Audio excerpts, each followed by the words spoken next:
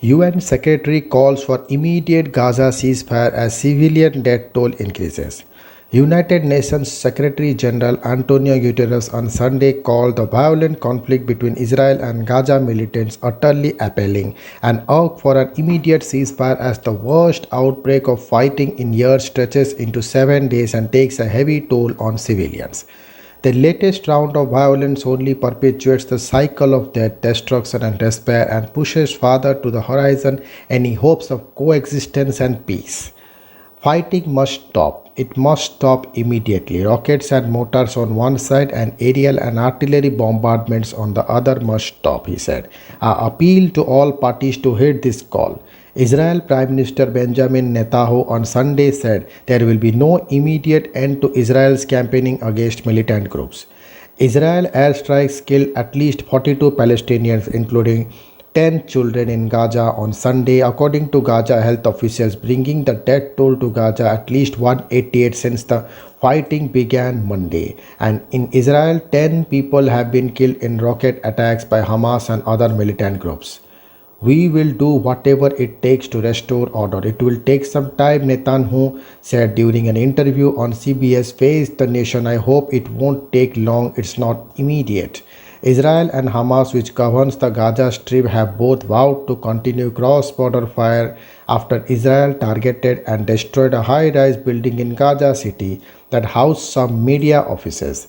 Hamas fired 120 rockets overnight in retaliation for the destruction of the Al Jallah building, though many were intercepted. Guterres said the UN is actively engaging all sides towards an immediate ceasefire.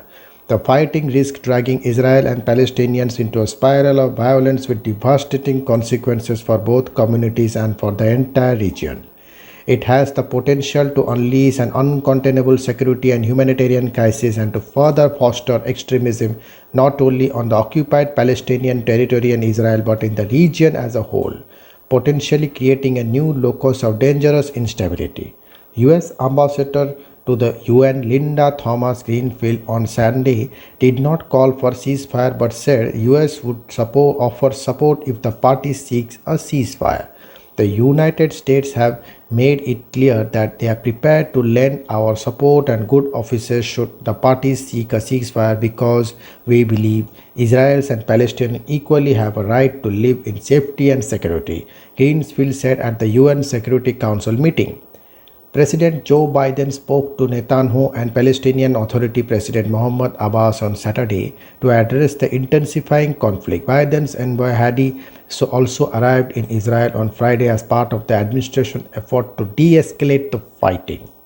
Our campaigning against the terrorist organization is continuing with full force, Netanyahu said in a televised serial. We are acting now for all long as necessary to restore calm and quiet to you. Netanyahu argued that Israel had received intelligence that the Gaza building housed Hamas military offices but didn't offer evidence. It is perfectly legitimate target, he said of the building, adding that the military provided warnings to civilians to evacuate.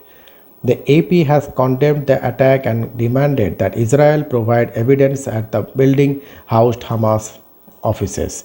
We have had no indication Hamas was in the building or active in the building, AP said in a statement.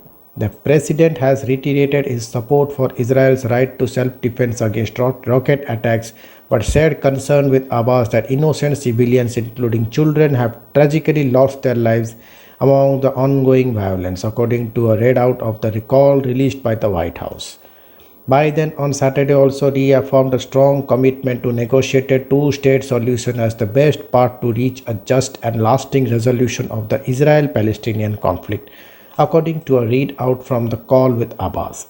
But fighting continues despite diplomatic efforts to end the conflict and avoid more civilian casualties. Rep. Admom Sif, DCA chairman of US Committee on Intelligence, urged for a ceasefire during a Sunday morning interview on CBS. I think the administration needs to push harder on Israel and the Palestinian Authority to stop the violence, Skip said. Thank you.